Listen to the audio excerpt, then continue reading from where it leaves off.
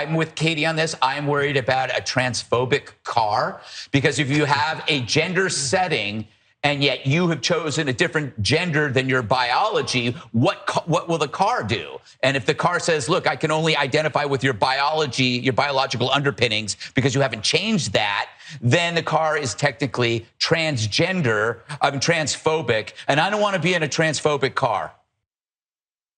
You probably don't require any context for that because it's so obviously hilarious on its face. And I know that because it's Greg Gutfeld and he has a big audience. So haha, he's funny, because the car it's trans in this case. The car identifies as trans. They have that one joke on the right, don't they? It's very funny. Here is what they were talking about. And that's the point that he made off of it. The story they were talking about was women outperform men at taking control from driverless cars. So the 5 were talking about a study of women driving better than men. And his takeaway was to immediately launch into transgender cars because that's all that they have. That's all that they think about, or at least that's what they want their audience to think is the only thing that they think about, is whether a car could be trans. It's all about the trans community. They think that they've got a winner here, Jordan, and they are going to drive this thing and that community into the ground. Yeah, this has nothing to do with trans people, but they found a way to work that in just to malign and harass and dehumanize trans people who just want to be at the same level as anyone else in society. Nothing more, nothing less. Like, that's a pretty simple ask. And I think it doesn't take a lot to do that, to create a society where everybody, regardless of how they identify, regardless of how they feel, regardless of who they are, is an equal. That's not hard. That's not hard to do. But that just apparently sends people at Fox and the broader right recoiling. Over $17,000 in student loan debt. We have a moral obligation, an economic obligation, a political obligation to cancel student loan debt. I worked full time, Monday through Friday, and took weekend classes to get my law degree, and still close to $200,000 in debt.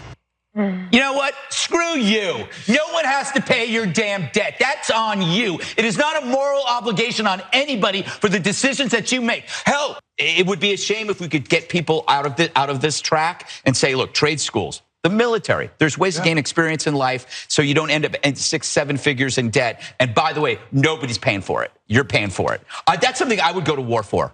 Cancel debt? No. And everybody who paid their debts would be on the military on my side. That's right. I'm with you already.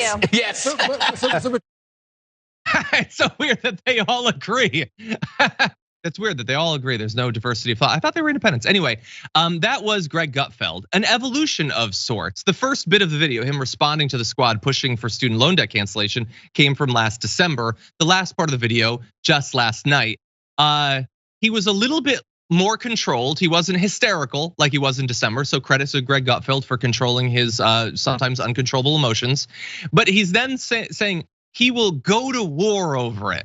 That's the thing that would cause him to pick up arms if there was any student loan debt cancellation. And we can respond to that, Adrienne. We're gonna return to, and everyone would be there with me, because we've got some inconvenient facts for Greg Gutfeld there. But this is a weird thing to be so fired up about, the idea that money would flow from the government to like students rather than subsidies to fossil fuel companies, massive subsidies of pharma and all that. Like, this is the time when government spending deserves a violent response. It's really interesting to me because I think about Gutfeld and I remember him downplaying the Russia-Ukraine war of pretending that it was nothing. And he does not seem like a gentleman who would be fit in any way to serve, as well as would have the gumption or courage to do so. So he needs to leave war out of his mouth and leave that to the actual heroes.